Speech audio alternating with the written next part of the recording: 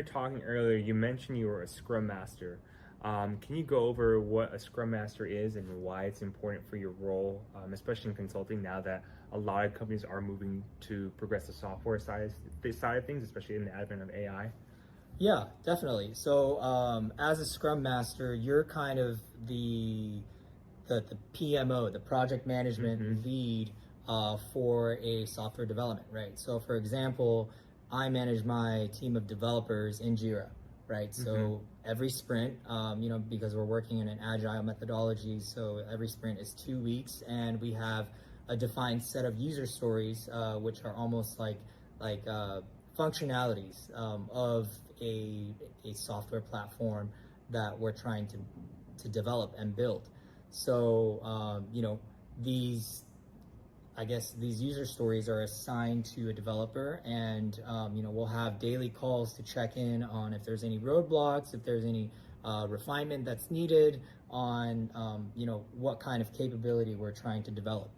And over the course of the 2 weeks, we're trying to track progress, and then at the end we do a review, like a retrospective, to be able to share lessons learned, understand the work that we've accomplished, and be able to track what we're going to be doing the next sprint. So I think it's a very common methodology that's being used by many companies, especially on the software and tech side.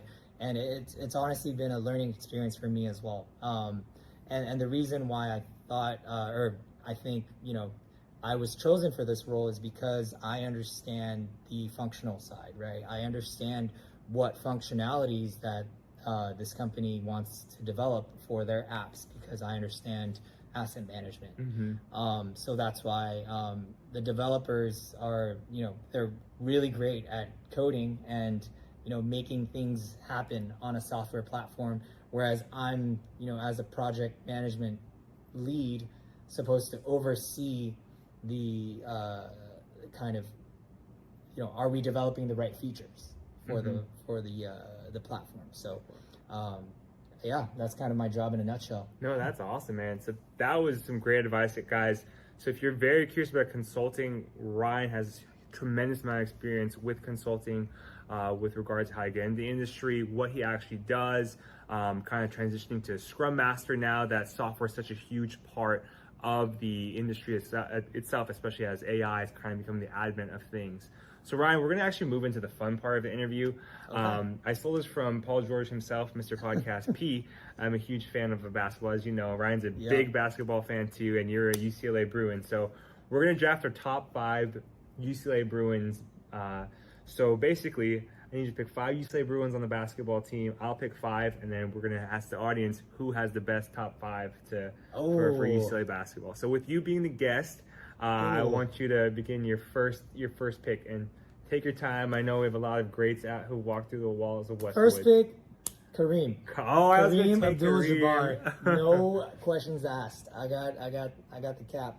The Cap, all-time leader in points in the NBA before Mr. LeBron himself took it over. So shout out to Cap. So he's got Cap. I've got to get someone to defend Cap. So I'm gonna go with Mr. Bill Walton. Bill Walton. No, I love Bill. Bill is one of the funniest commentators on the Pac-12 network. Okay. Next, I'm gonna go. Let's see. I need some perimeter scoring, and I need a lethal shooter. So I'm going with Reggie Miller. Oh, Reggie's a good one. Reggie. Oh. Reggie's running my 2. Reggie's running his 2. So he's got Reggie. Reggie's a deadly scorer.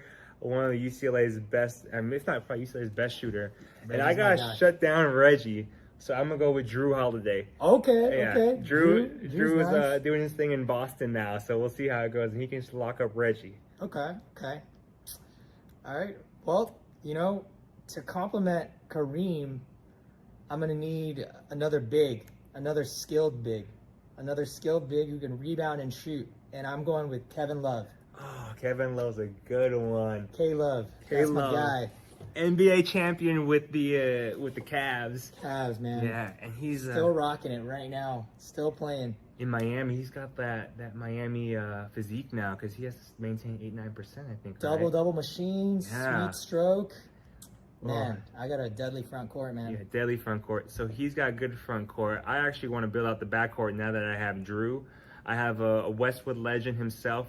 I think he's going to come back and do really well. If not this year, next year, I go with my boy Lonzo. Lonzo Ball. okay.